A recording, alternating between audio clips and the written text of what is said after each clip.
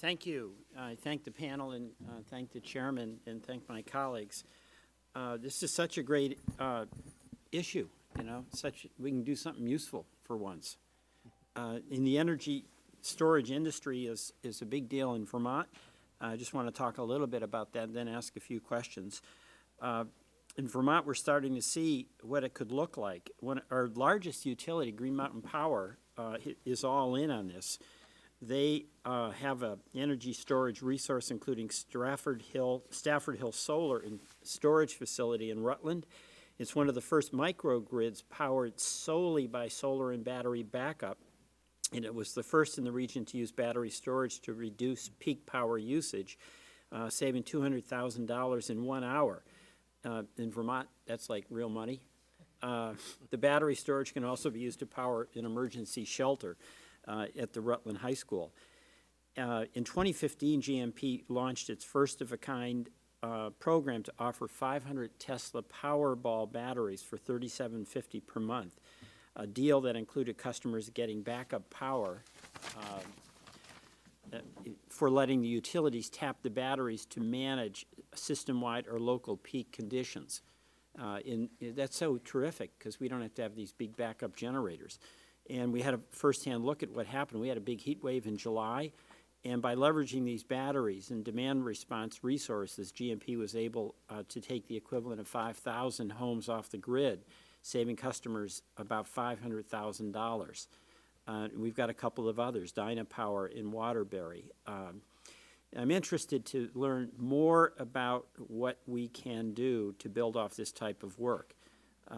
And I want to talk about FERC Order 841 that came out earlier this year. And as you know, that moves towards opening the U.S. wholesale energy markets to putting storage on an equal footing with generators and other grid resources. So I want to ask Mr. Frigo, does FERC Order 841 solve all your industry's problems, or what other barriers are there? And do current market designs adequately value and compensate storage for the flexibility it provides to the grid, and what, in your view, needs to be done? Right. FERC Order 841 is a great start.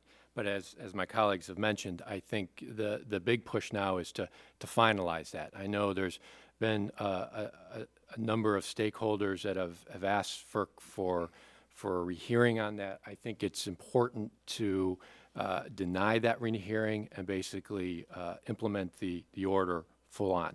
If you're just delaying the order, you're delaying the implementation. Okay, thank you. So then you also have FERC Order 845, which is dealing with the interconnection.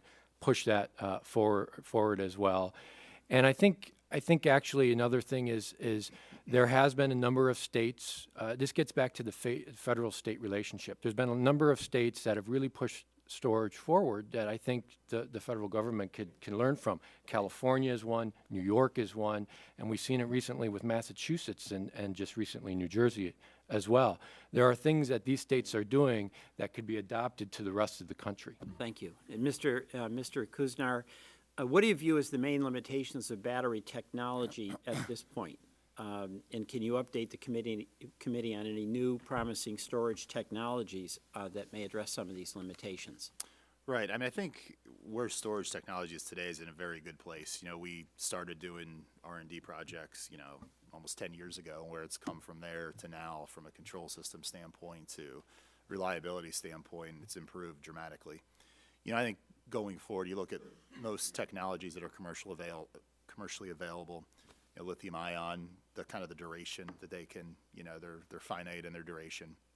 So I think, one thing as a utility we're always looking for is longer duration batteries, one that can meet more of our peak, and that's something we're really keeping an eye on going forward. One last question. I introduced a bill that would extend the electric vehicle credit. We're bumped up against the $200,000. And Mr. Frigo, can you elaborate on how EV expansion can benefit storage? Sure. So these batteries that we use for grid purposes, whether generation or transmission and distribution, are being manufactured in the same facilities as batteries for electric vehicles. And electric vehicles is the bulk of that manufacturing capacity. right now. And so as you provide incentives for more electric vehicles to be bought, put on the road, to be implemented, obviously increases the demand for the manufacturing capacity, which makes those battery providers expand that capacity, driving costs down because you get economies of scale, and then the grid applications for the use of batteries just follows as a natural result. Okay, thank you very much. Thank the panel. Mr. Chairman, I yield back.